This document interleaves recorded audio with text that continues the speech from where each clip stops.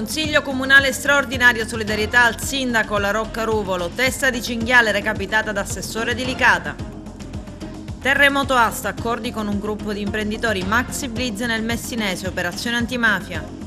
Prosegue la protesta dei camionisti, non solo aumenti per petrolio, gas e metalli, ma il Covid fa lievitare i prezzi delle materie prime alimentari. Rimozione dei barconi dei migranti, progetto per trasformare ex base militare in centro per la pace.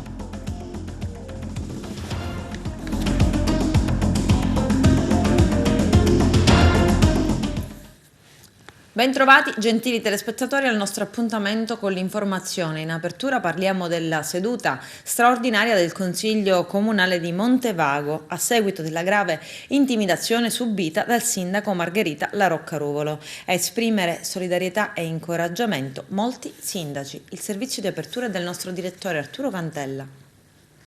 Una grande partecipazione ha registrato a Montevago la seduta straordinaria del Consiglio Comunale convocata dalla Presidente Antonella Migliore per condannare l'atto intimidatorio rivolto al sindaco di Montevago Margherita La Rocca Ruvolo. Hanno partecipato numerosi sindaci dell'Agrigentino e del Trapanese, rappresentanti di associazioni, parroci, dirigenti scolastici, impiegati comunali e tanti cittadini. La solidarietà è arrivata dai colleghi dell'onorevole La Rocca Ruvolo, affermando come siamo tutti sindaci di Montevago. È sembrato un atto spontaneo quello di convocare un consiglio comunale aperto in solidarietà del nostro sindaco Margherita La Rocca, ma anche come atto di condanna nei confronti di questi atti intimidatori che si possono classificare solo come dei vili gesti incapaci di percorrere la vita democratica di un paese. È sembrato un atto spontaneo perché lo ha chiesto la cittadinanza, perché lo hanno chiesto un poco tutti i consiglieri comunali, gli amministratori, i dipendenti del comune, perché era un atto di riconoscimento ed è un atto di riconoscimento nei confronti di un amministratore che fa ogni giorno il proprio dovere, esclusivamente il proprio dovere, che è quello di governare un paese nell'interesse della cosa pubblica. Quindi certi atteggiamenti che tendono a minare invece questo sistema democratico debbono essere assolutamente condannati, e questo scatto di orgoglio che vuole avere la comunità è non solo a sostegno del nostro sindaco, ma a sostegno di tutti quegli amministratori pubblici che, come abbiamo potuto vedere, sono in tanti, e se guardiamo un po' le statistiche si parla di un amministratore pubblico che ogni 20 ore in Italia viene attaccato con atti intimidatori. Questo, per una cultura della legalità, è un qualcosa che non è assolutamente accettabile. Noi siamo qui e siamo tutti sindaci di Montevago questa sera. Tutti noi con la fascia tricolore siamo sindaci di Montevago, ci identifichiamo come sindaco di Montevago. Un sindaco, come un po' tutti sanno, oggi ha tantissime incombenze, tantissime difficoltà da affrontare nella sua quotidianità. Tutto si immagina tranne che ricevere nel 2022, a 30 anni dalla strage di Capaci e di Via D'Amelio, atti di tipo intimidatorio mafioso. È chiaro questo, giusto? Perché il proiettile è il simbolo di un'intimidazione mafiosa. In questi casi ci sentiamo tutti colpiti, tutti intimiditi, tutti con diciamo, il messaggio dell'intimidazione. Però alla fine è chiaro che oltre alla mafia, ma chi fa questi atteggiamenti mafiosi naturalmente fa parte di quel contesto che la società emargina, e ringrazio le forze dell'ordine tutte che quotidianamente si attivano e controllano e lavorano con un profitto diverso rispetto magari al passato. La città che rappresento è solidale, è qui presente ed è qui a dire basta con questi sistemi, tanto noi andremo avanti, noi mettiamo al primo posto l'interesse della nostra comunità.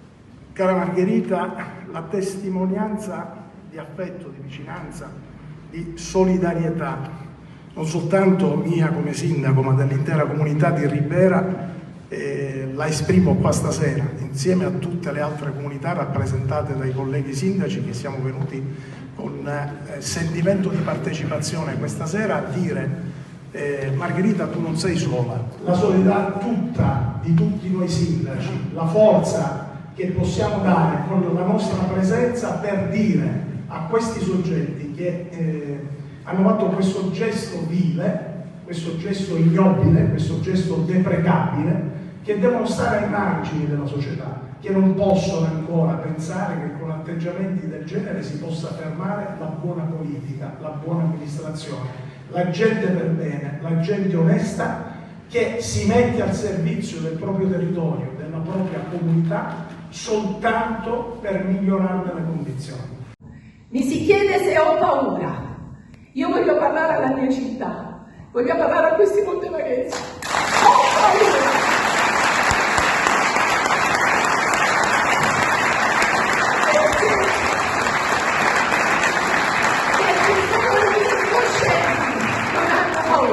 E non penso di essere una persona incosciente. Ho avuto paura, sto convivendo con la paura, ma siccome sono una persona razionale, andrò avanti, continuerò a fare il mio lavoro. A me oggi non importa se questo messaggio, che conteneva un messaggio indiretto, non c'era una parola scritta.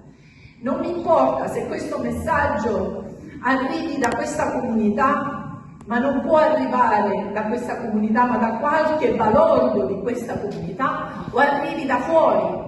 A me poco importa, questo è un impegno, è un dovere, è una richiesta che io faccio alle forze dell'ordine, perché possano loro dire da dove proviene tutto questo. Non è un compito mio.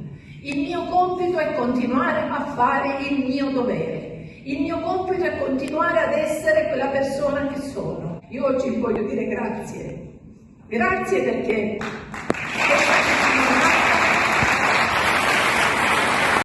Una testa di cinghiale è stata lasciata davanti il cancello della casa di campagna dell'assessore comunale di Licata, Calogero Scrimali, di 61 anni, nominato nel settembre del 2020 dal sindaco Pino Galanti, che gli ha attribuito le deleghe al personale servizi sociali. Non ho idea di chi possa essere stato l'autore di questo gesto, ha commentato ai carabinieri. L'assessore Scrimali ad indagare sono i militari della compagnia di Licata. Scrimali era stato protagonista di un fatto analogo già in passato, subito dopo l'ultima tornata elettorale. Resta da capire se i due episodi siano collegati tra di loro. Un'indagine della Guardia di Finanza svela un accordo sottobanco tra i vertici dell'azienda siciliana Trasporti di proprietà della Regione e un gruppo di imprenditori. L'inchiesta ruota attorno ad un carrozzone in mano alla politica, appalti milionari assegnati agli amici. Agli arresti domiciliari il direttore generale dell'AST, Andrea Ugo Figucci, e 16 indagati. I dettagli nel servizio. Noi diciamo che abbiamo in cassa 700.000 euro, invece in cassa ce ne sono 30.000, si capisce bene che se viene qualcuno ci pensate 700.000 euro all'ora. Bilanci ritoccati grazie a qualche svista contabile, promesse di assunzioni influenzate da logiche di natura politica piuttosto che dalle effettive necessità aziendali, ma soprattutto gare d'appalto pilotate sulle forniture di pneumatici per i pullman. Da qui il nome dell'operazione Gomme Lisce, terremoto all'AST SPA, la società di trasporto pubblico da fine gennaio, con un nuovo CDE interamente partecipata dalla Regione, finita al centro delle indagini dei militari della Guardia di Finanza, che hanno arrestato e messo ai domiciliari uno dei 16 indagati, il direttore generale Andrea Ugo Enrico Fiducia. Per altri 8 su disposizione del GIP del Tribunale di Palermo sono scattate misure interdittive della durata di 1 anno.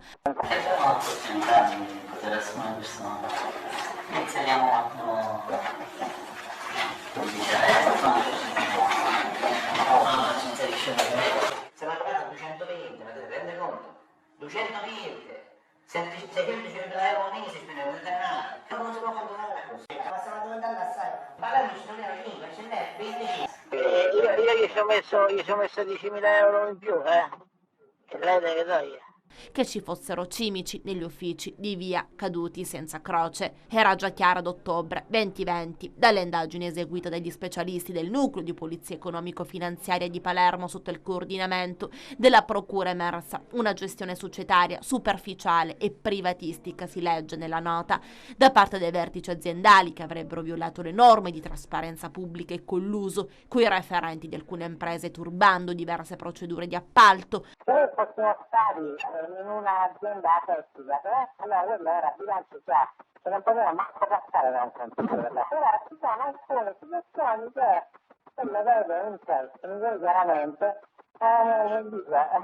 salterebbe dall'atto di bilancio, non è la fotografia di quello che sono le strutture contabili di alcuni conti. Una prima relativa all'acquisto di pneumatici, una seconda per l'approvvigionamento di autobus attraverso procedure negoziate, l'ultima per l'affidamento del servizio di revisore contabile, la fornitura di servizi per le fasi di start-up di una compagnia aerea. Altri due importanti aspetti investigativi sono emersi dall'analisi documentale delle intercettazioni eseguite dai finanziari del gruppo Tutela Spesa Pubblica. Il primo riguarda un'ipotesi di truffa da 3,2 milioni di euro e danni dell'ANST da parte dei referenti delle società aggiudicatarie del servizio di bigliettazione elettronica, che avrebbe utilizzato documentazione falsa per simulare il possesso dei requisiti necessari per la gara. Il secondo invece una frode in pubbliche forniture da 6 milioni di euro in relazione alle assunzioni a tempo determinato di alcuni lavoratori tramite un'agenzia interinale.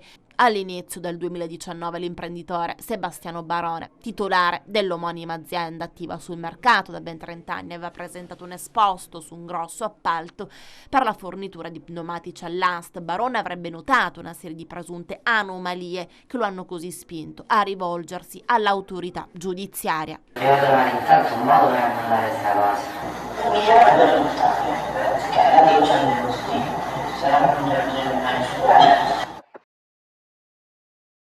Maxi Blitz nel Messinese, 86 misure cautelari, mafia, affari e politica. Colpo al clan di Barcellona che gestiva la sicurezza nei locali e il settore della commercializzazione di prodotti ortofrutticoli. Contestato anche lo scambio elettorale politico-mafioso. Vediamo. La maxi operazione portata a termine nelle scorse ore dai carabinieri con 86 misure cautelari eseguite in Sicilia e Calabria è il risultato di una più ampia, progressiva e strutturata manovra condotta dal 2018 ad oggi e coordinata dalla Procura distrettuale di Messina e finalizzata a disarticolare l'attuale operatività della famiglia mafiosa dei barcellonesi, storicamente radicata nel comune di Barcellona Pozzo di Gotto e sul versante tirrenico della provincia di Messina. Un'organizzazione criminale capace di esercitare, secondo l'accusa, un costante tentativo di infiltrazione anche in attività imprenditoriali e di economia lecita, sia nel settore della commercializzazione dei prodotti ortofrutticoli, nel cui ambito la consorteria si è inserita attraverso imprese fittiziamente intestate, non mancando di imporre, con metodo mafioso, forniture dei prodotti e prezzi di mercato da applicare sulla merce. L'organizzazione avrebbe messo le mani anche nella conduzione del business dei locali notturni e ricreativi del litorale tirrenico nell'area di Milazzo, in cui, oltre a imporre servizi di sicurezza mediante l'utilizzo di metodi coercitivi e intimidatori, sarebbe intervenuta anche per condizionare i titolari nell'attività gestionale. Le indagini condotte dal nucleo investigativo del Comando Provinciale Carabinieri di Messina hanno consentito di evidenziare la spregiudicatezza e la piena operatività della compagine mafiosa, mediante una continuità garantita dai sodali di maggiore spessore criminale, liberi sul territorio, ovvero ristretti agli arresti domiciliari, i quali, sovente, appena scarcerati, in spregio ai provvedimenti restrittivi a cui erano sottoposti, si sono resi protagonisti di incontri e di interlocuzioni volti alla definizione di strategie condivise e dei nuovi assetti ed equilibri organizzativi, concordando di ricostruire un'alleanza per imporre una regia unica alle sistematiche attività delittuose e ripristinare una cassa comune dove far confluire i proventi delle attività illecite, in parte destinati al sostentamento degli affiliati ristretti in carcere. La riorganizzazione ha riguardato non solo la riscossione sistematica e programmata delle estorsioni, in danno di imprese ed esercizi commerciali, ma anche la pianificazione ed esecuzione di azioni intimidatorie quali incendi e violenze fisiche, che hanno certamente sortito esito voluto. come dimostrato dalla mancanza di collaborazione da parte delle vittime che, in taluni casi, non hanno denunciato il rinvenimento di bottiglie incendiarie. Le investigazioni hanno inoltre permesso di rilevare come l'organizzazione criminale si sia prodigata al fine di monopolizzare le attività delittuose nel territorio, non solo attraverso il taglieggiamento degli imprenditori locali, ma anche mediante il controllo del business della prostituzione esercitato nell'area milazzese. L'approvvigionamento di ingenti quantitativi di sostanza stupefacente destinate alle piazze di spaccio barcellonesi, milazzesi e di altri comuni della provincia, la gestione di bische clandestine e stabili interlocuzioni con altre consorterie mafiose radicate in Sicilia e in Calabria. Sono stati inoltre riscontrati in occasione delle elezioni amministrative tenutesi a Barcellona Pozzo di Gotto nell'ottobre del 2020, interlocuzioni tra un uomo di vertici dell'associazione mafiosa e soggetti appartenenti al mondo della politica, indicative di una promessa in cambio di posti di lavoro e altre unità di supporto elettorale a un candidato. Contestualmente all'operazione sono stati sottoposti a sequestro preventivo beni per un valore complessivo di circa 1 milione di euro. Un secondo collegato filone investigativo condotto dai carabinieri della compagnia di Barcellona Pozzo di Gotto, coordinato sempre dalla Procura distrettuale Peloritana, avviato in seguito alla scarcerazione di un sodale di spicco della famiglia barcellonese, ha consentito di individuare 2 associazioni che alimentavano a vario titolo le piazze di spaccio non solo di Barcellona Pozzo di Gotto, ma anche di altri comuni dell'area tirrenica, tra cui Rodi Milici, Terme Vigliatore e Milazzo, spingendosi finanche nello spaccio al dettaglio a Messina e a centri situati sulla fascia ionica della provincia, nello specifico Leto Ianni e Giardini Naxos. A riscontro delle attività sono stati sequestrati durante l'indagine circa 900 kg di sostanza stupefacente tra cocaina, hashish e marijuana. Il terzo filone investigativo è stato sviluppato dai carabinieri della compagnia di Milazzo ed ha ulteriormente consentito di documentare la filiera al dettaglio dello spaccio di sostanze stupefacenti del tipo marijuana hashish e cocaina, approvvigionata ad opera di 2 distinti gruppi criminali e distribuiti nell'area di Milazzo, della Valle del Mela, del Barcellonese e nelle Isole Olie. È stata inoltre accertata, in capo ad alcuni indagati, la disponibilità di armi da fuoco, nonché il ricorso a minacce, percosse e danneggiamenti. Il procedimento si trova nella fase delle indagini preliminari e per gli indagati vale il principio di non colpevolezza sino alla sentenza definitiva. Prosegue la protesta dei camionisti in Sicilia, blocchi spontanei in tutta l'isola. Vediamo. Tony Manera, autotrasportatore, cosa vuol dire lavorare oggi in queste condizioni? Pessime, pessime, pessime. Qual è la routine? Cioè voi mensilmente che costi avete? Tanti, più del guadagno. Ora c'è l'AdBlue che è aumentato, il gasolio, l'autostrada, autisti non se ne trovano e così via. E siamo arrivati. O ci fermiamo ora o ci fermiamo fra 2 mesi, 3 mesi, 6 mesi, ci fermeremo tutti. Avete scelto di non bloccare? No. Perché? Chi si vuole aderire, aderisce. Se no non possiamo fare niente. Vuol dire che loro ce la fanno e noi no. Poi sono anni che lamentate queste condizioni, come mai non si è mosso nulla? Non si è mosso nulla perché cerchiamo di tirare la corda un po' tutti, vediamo il prossimo anno, però ora basta, non ce la facciamo più. Questo vuol dire che tra qualche anno praticamente questa professione potrebbe andare a scomparire? I piccoli imprenditori sì, sicuramente. Le grosse flotte ce la faranno, noi no.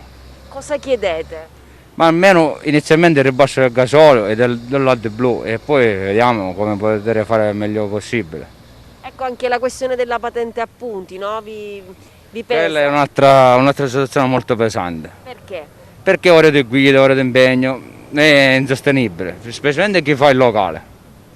Ecco, voi offrite un servizio importante perché vi occupate soprattutto del trasporto di prodotti alimentari. Sì, però con le ore di guida non ci riusciamo, le 45 ore, le ore giornaliere, stiamo fermi in fabbriche, nei magazzini, ore intere e le ore passano e non riusciamo neanche a ritirarci a casa certe volte. Durante la pandemia avete offerto un servizio di straordinario supporto. Sì, noi non ci siamo fermati completamente, continuavamo a camminare, però siamo qua adesso. I tavoli istituzionali si sono aperti a livello provinciale, a livello regionale, ma soprattutto a livello nazionale? No, non si è aperto niente, siamo qua abbandonati da tutti. Lei ha famiglia? Sì.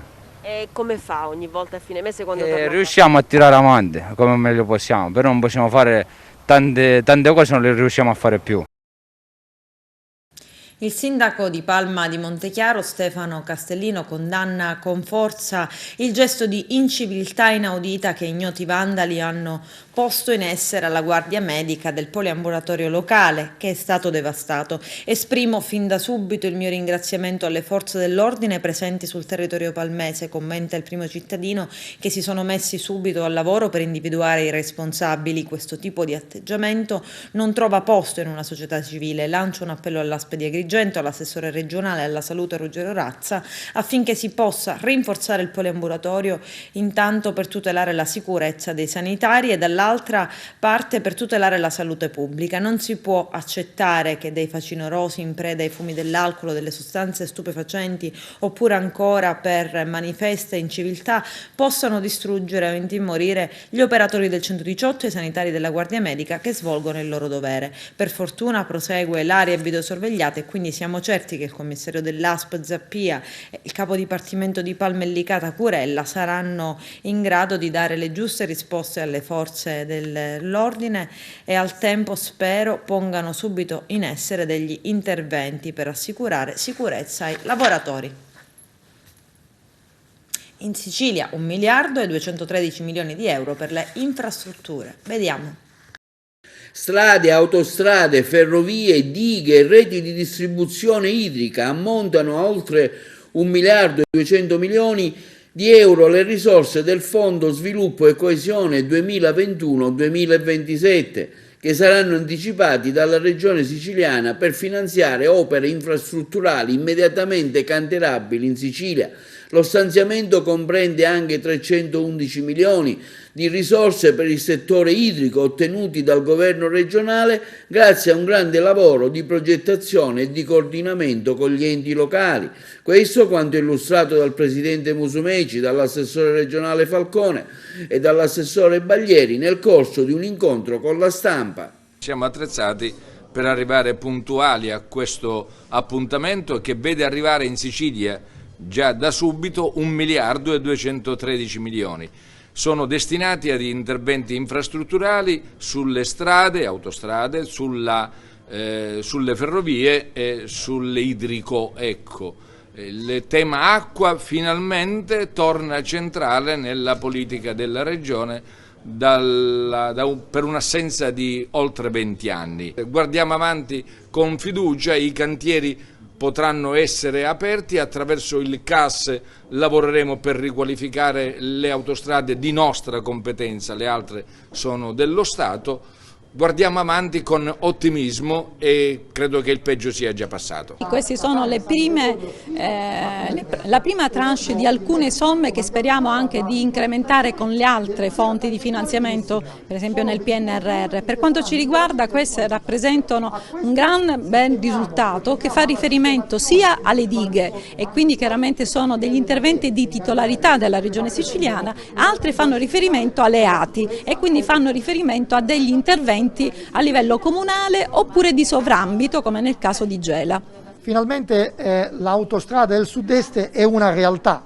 Non soltanto aver inaugurato il primo tratto autostradale che da Rosolini arriva a Ispica, ma in questi giorni faremo un ulteriore sopralluogo per capire appunto lo sviluppo dell'autostrada che da Ispica arriva a Modica. Vi accorgerete che già i primi 5,5 km sono stati tutti realizzati.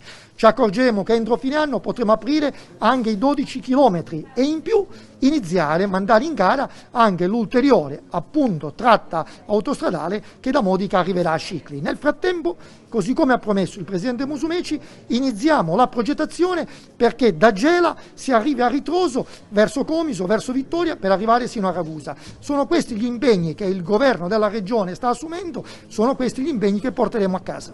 Iniziative della Will Agrigento. Sabato 26 febbraio manifestazione per sollecitare interventi sulla strada che collega Cianciana a Ribera e al via il primo corso di formazione per contrastare il divario digitale generazionale. Arturo Cantella.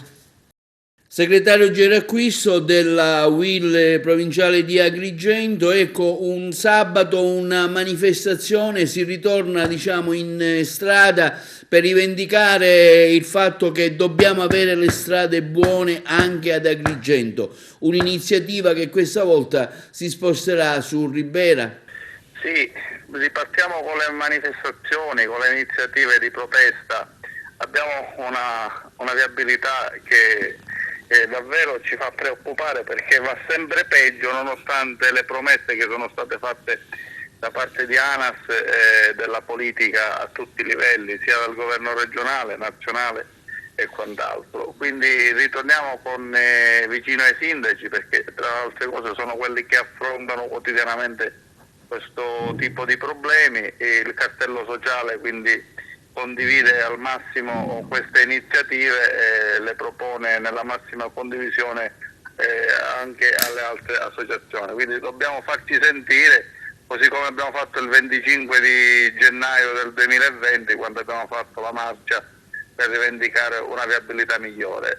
Da quella marcia poi si sono accelerati i percorsi e le procedure per il ponte Petrusa e per altre infrastrutture che sono state consegnate, però quello non basta. Dobbiamo scendere di nuovo per strada per protestare e per stimolare chi ha il governo di questo territorio per migliorare le cose.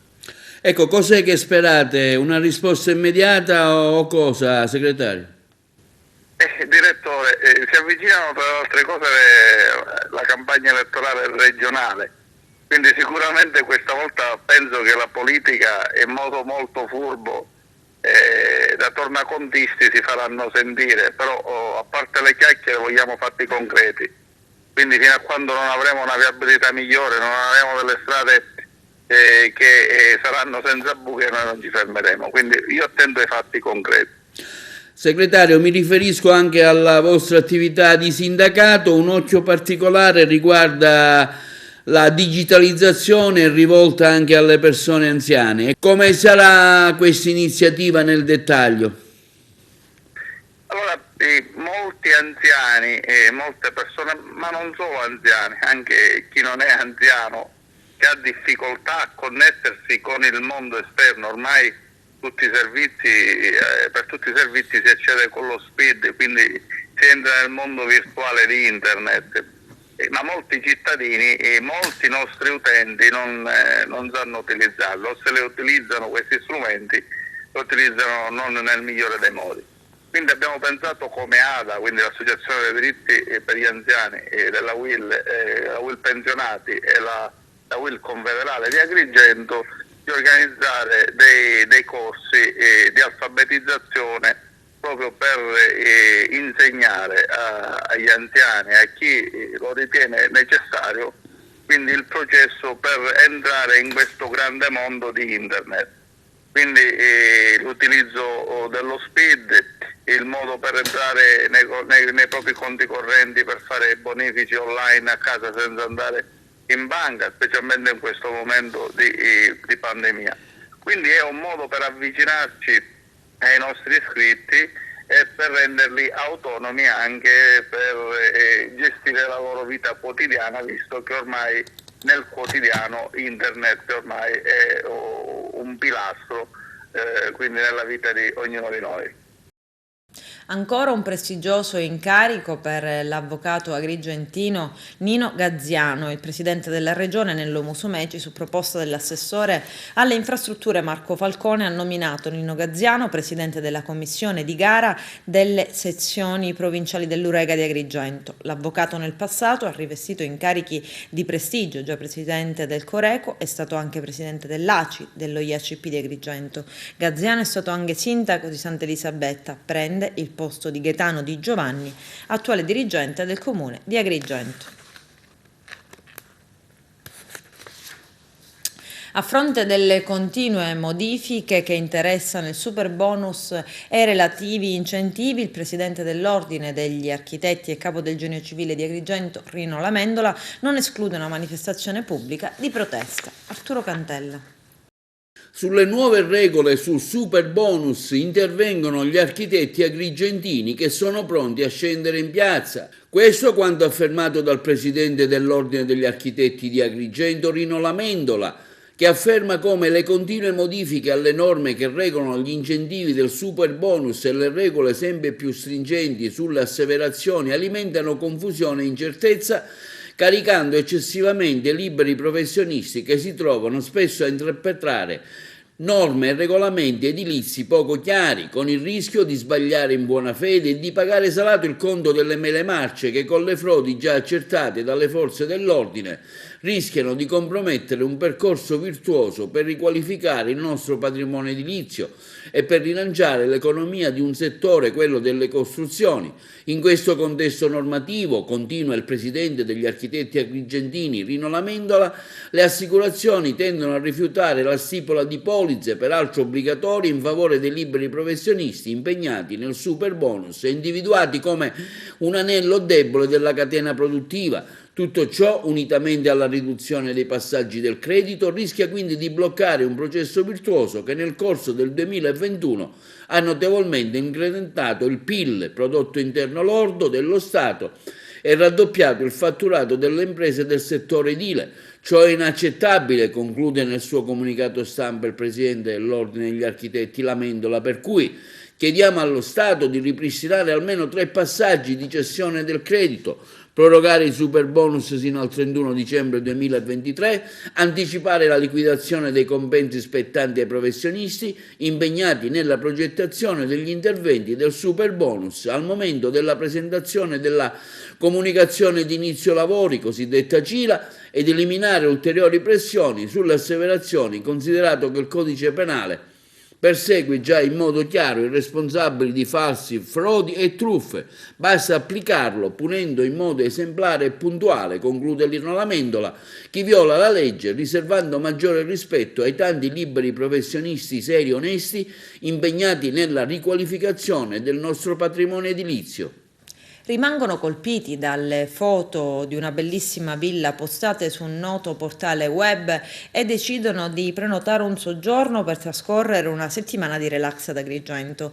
Una volta arrivati nella città dei templi scoprono che la struttura non esiste e capiscono di essere stati truffati. Protagonista della spiacevole disavventura è una famiglia olandese che aveva peraltro già versato ben 700 euro di acconto per passare alcuni giorni di relax ad Agrigento. Scoperto l'inganno, si sono presentati alla stazione dei carabinieri del villaggio Mosè e hanno denunciato l'accaduto. A seguito di indagini, i militari dell'Arma sono riusciti a risalire all'autore del raggiro e hanno denunciato un 36enne agrigentino per truffa. Quest'ultimo aveva di fatto rubato le foto di un'altra struttura pubblicizzandone su internet una inesistente.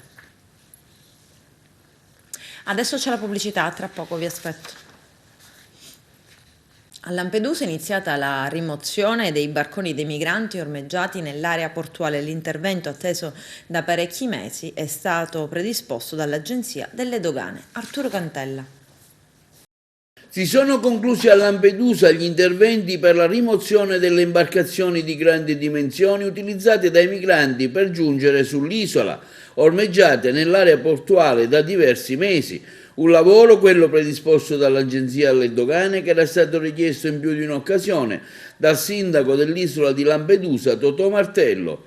Gli interventi sono stati eseguiti dall'azienda agrigentina SEAP. Organizzata dalle agenzie delle dogane in sinergia con tutte quante le altre istituzioni coinvolte come Procura, Prefettura di Agrigento e anche ovviamente la direzione territoriale sempre dall'Agenzia delle Dogane.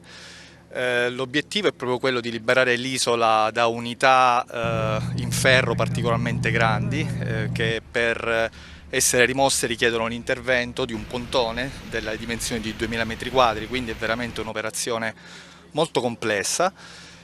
E i tempi sono stati relativamente brevi per l'importanza dell'operazione. Il contratto è stato affidato in agosto e grazie al rapporto di fiducia che abbiamo con la SEAP siamo riusciti a fare questo operativo adesso appena si sono un po' acquietate le acque e Le unità sono 4 pescherecci in ferro, in più c'è un peschereccio in legno che precedentemente era stato affidato al comune di Lampedusa, che lo ha affidato poi successivamente alle dogane, che ha praticamente negli anni maturato il know-how per fare interventi di questo tipo. La SEAP è stata individuata dall'Agenzia delle Dogane e Monopoli per portare a compimento un importante e prestigioso servizio di recupero di imbarcazioni che sono approdate nell'isola di Lampedusa per il trasporto dei migranti. Per noi questo è un lavoro molto importante che consiste nel bonificare le imbarcazioni e nell'avviarle a recupero o smaltimento presso termovalorizzatori. Con oggi viene completata un'attività che è partita a giugno dell'anno scorso, che complessivamente ha visto la nostra azienda impegnata a portare via oltre 500 imbarcazioni. Queste imbarcazioni vengono appunto avviate a termodistruzione perché sono materiali lignei intrisi di idrocarburi e contaminate da vernici che rendono proprio pericoloso il legno di queste imbarcazioni.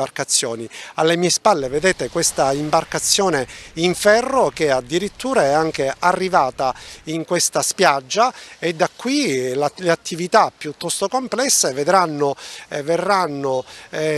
tirare e trainare questa imbarcazione verso un pontone che poi attraverso una gru verrà caricata su questa grande piatta, trasportata sulla terraferma e da lì demolita e avviata al recupero. Ma finalmente dopo tanti sacrifici, dopo tante denunce, dopo tante videoconferenze, finalmente il pontone a Lampedusa per rimuovere le imbarcazioni che da diversi anni sono sotto sequestro e che praticamente hanno impedito sia la normalità per quanto riguarda il molo commerciale, sia addirittura molte volte come quella che è spiaggiata a Calapalme, la sicurezza del porto.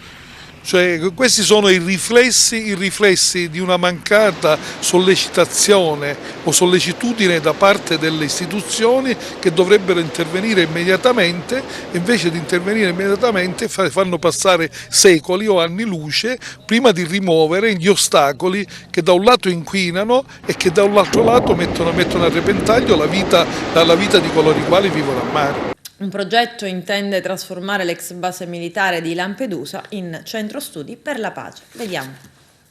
L'isola di Lampedusa, nel cuore del Mediterraneo, si candida a diventare un epicentro di studio e progettualità politica, culturale e artistica sui temi della pace e dei flussi migratori. Da questa idea nasce così un progetto che intenderà trasformare l'ex base militare Loran, situata nella zona di Capo Ponente dell'isola, in un centro studi in grado di coinvolgere le istituzioni e le associazioni internazionali, le reti del volontariato, gli istituti di ricerca sulla geopolitica, il mondo dell'arte e della cultura internazionale. È destinato anche a ospitare grandi eventi. Il progetto che il comune di Lampedusa intende affidare all'architetto Stefano Boeri vedrà in prima linea l'amministrazione comunale dell'isola, coinvolgendo la regione siciliana, il Ministero della Cultura, quello della Difesa, trasformare quindi un simbolo di guerra come un'ex base militare in un simbolo di pace, un'iniziativa di grande valore che esprime certamente coraggio e fiducia in un mondo migliore. Ad affermarlo è il sindaco di Lampedusa e Linosa Totò Martello, che ha fortemente voluto e promosso il progetto. L'impegno di Lampedusa e della sua comunità sul fronte dell'accoglienza umanitaria, continua Martello, è riconosciuto e apprezzato a livello internazionale ed è arrivato il momento per la nostra isola di avere anche un ruolo propositivo affinché dal centro del Mediterraneo si possa costruire un dialogo di pace in grado al tempo stesso di affrontare e analizzare il fenomeno dei flussi migratori in tutta la sua complessità.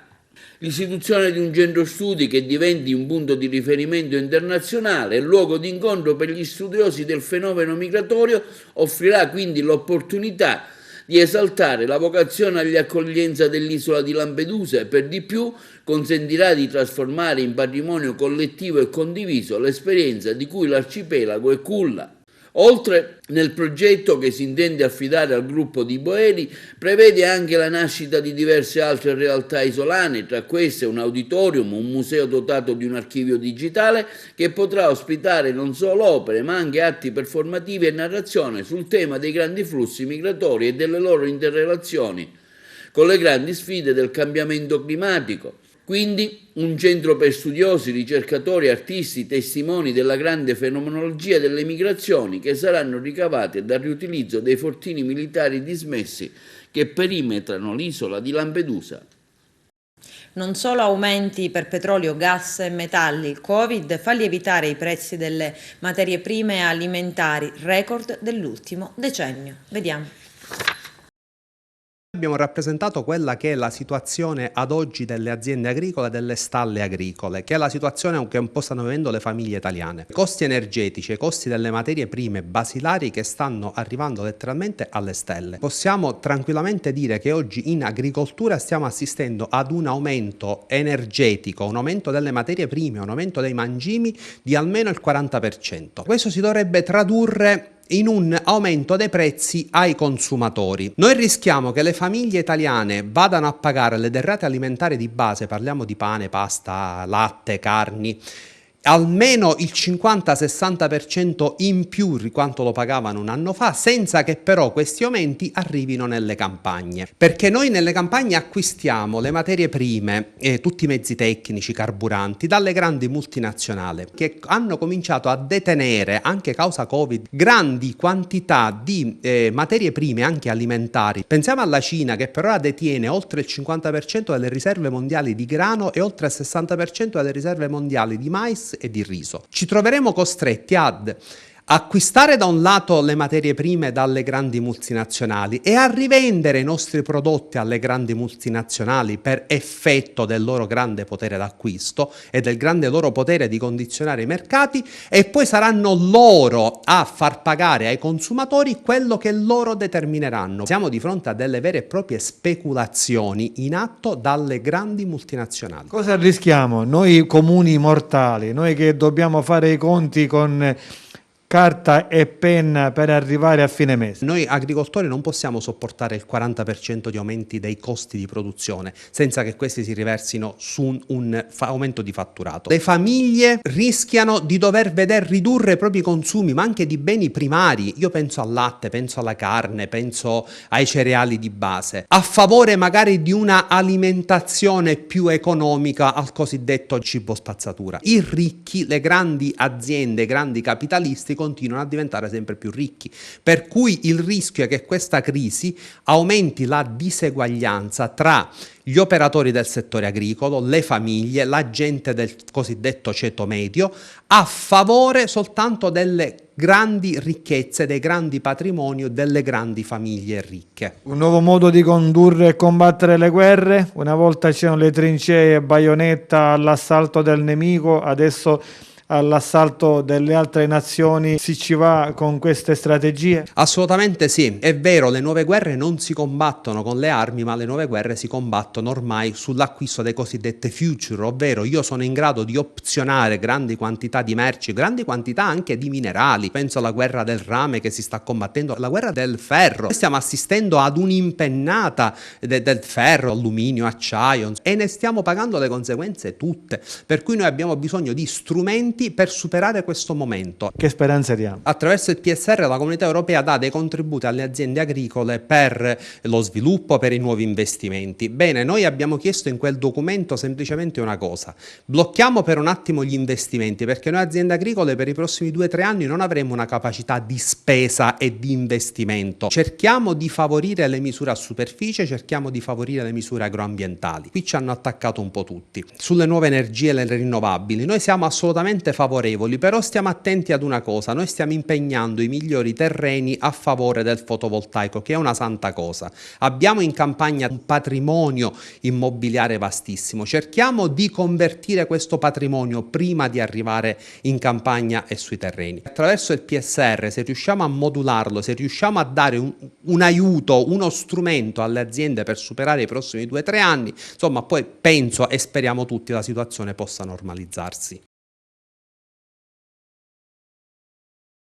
Sarebbe andata a fare una passeggiata lungo il viale delle Dune a San Leone, quartiere balneare di Agrigento, ma al suo ritorno l'auto che aveva parcheggiato era sparita, vittima del furto una giovane 37enne agrigentina che ha chiamato i poliziotti della questura di Agrigento per denunciare l'accaduto. I poliziotti verificheranno la presenza di sistemi di videosorveglianza per avere elementi utili alle indagini.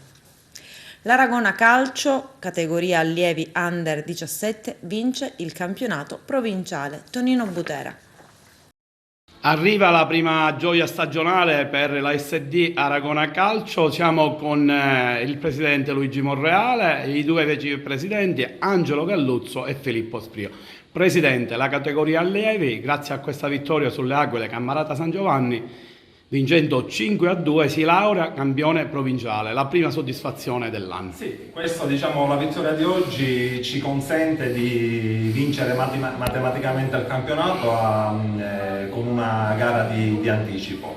Siamo molto felici perché la vittoria del campionato ci dà diritto a partecipare il prossimo anno al campionato regionale allievi, che è un campionato molto prestigioso. Siamo contenti perché ancora una volta questo traguardo dimostra l'enorme lavoro di organizzazione e di preparazione che è stato fatto a inizio campionato e che oggi raccogliamo i frutti.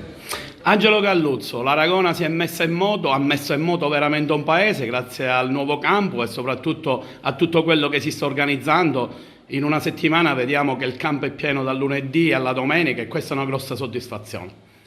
Allora, io penso che si è creato un bellissimo ambiente grazie a questa struttura e grazie a questa società che ha investito tanto sui giovani e sta valorizzando veramente quello che è lo sport ad Aragona. Il campo sportivo è diventato un centro veramente di aggregazione per i ragazzi e non solo, ma anche per tante famiglie che grazie al calcio e a questa società sta puntando veramente in alto. Oggi la vittoria di questo campionato dimostra che l'impegno di questi ragazzi alla fine porta a casa grandi frutti. Ora speriamo che con la terza categoria, il campionato juniores, riusciamo a fare anche grandi risultati. Filippo Sprio, primo anno da vicepresidente, sono delle belle soddisfazioni e ancora c'è un campionato, diceva Angelo, davanti, sia per quanto riguarda il girone di ritorno della terza categoria, sia per quanto riguarda la juniores. Come stai vivendo questi momenti? Allora, possiamo dire che stiamo iniziando bene quest'anno di esperienza sul campo di calcio e ringrazio innanzitutto a tutti i giocatori e principalmente al mister.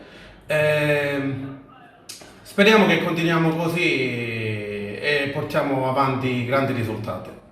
Presidente, per chiudere, questa Aragona cosa vuole fare nel futuro e dove vuole arrivare, piano piano chiaramente? Ma guarda, noi stiamo buttando le basi per fare qualcosa di importante e di interessante.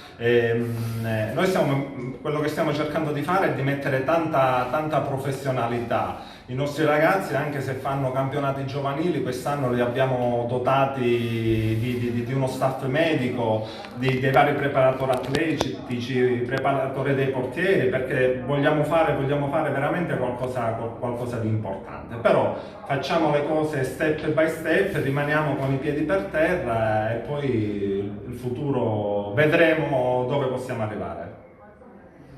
Con questo è tutto, termina qui l'edizione del telegiornale. Grazie per la gentile attenzione e per essere stati con noi. A presto.